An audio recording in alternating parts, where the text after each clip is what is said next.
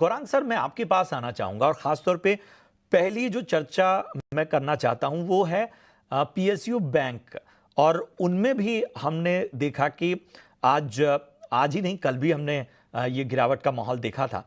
और ऐसे बैंक जो निवेशकों की शायद विश लिस्ट में होते हैं कि कोई करेक्शन आए और उन्हें इसमें एंट्री करने का मौका मिले। बैंक ऑफ बड़ौदा देख लीजिए, आज 3% तक टूटा। पीएनबी भी 2% से ज्यादा की गिरावट देखने को मिली। आईओबी, कैनरा बैंक, एसबीआई, ये सभी बैंक्स जो हैं वो आज दबाव में नजर आए। ये जो आम निवेशक के मन में खासतौर पे सरकारी बैंकों को लेकर एक एक दिलचस्पी है, क्या इनमें कहीं मौका आप देख रहे हैं या थोड़ी अभी धैर्य का परिचय देना होगा?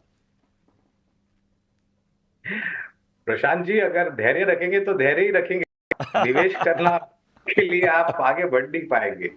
और बाजार में एक कहावत है प्रशांत भाई, बाजार में हिम्मत की कीमत होती है।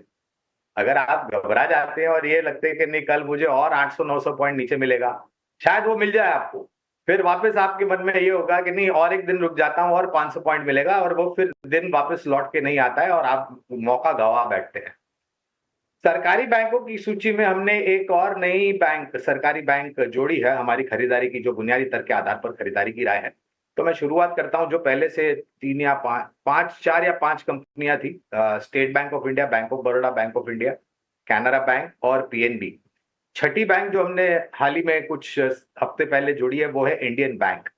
और और इस हफ्ते की शुरुआत में अगर आप देखेंगे प्रशांत भाई, तो मेरे ख्याल से सरकारी बैंक आगे से बढ़ोतरी दे रहे थे आपको और कमान संभाल रहे थे, मेरे ख्याल से सोमवार को, मंगलवार को या बुधवार को। और ये नीचे आया है तो फिर थोड़ी बहुत निराशा है, लेकिन लंबी अवधि का सोचते तो हमारा मानना है कि वित्तीय क्षेत्र में, मैं पूरे वित्तीय ब्रह्मांड की बात कर रहा हूं, केवल सिर्फ सरकारी बैंक, निजी क्षेत्र की बैंक नहीं कर रहा, इसके साथ साथ जो मजबूत और सक्षम नॉन बैंकिंग फाइनेंस कंपनीज है उसका भी मैं यहाँ पर जोड़ना चाहूंगा, जिक्र करना चाहूंगा। तो ये सभी में आपको निवेश का मौका है। और सभी का अमूमन जितने भी नतीजे आए, मैनेजमेंट ने ये बताया कि ऋण की मांग बढ़ेगी।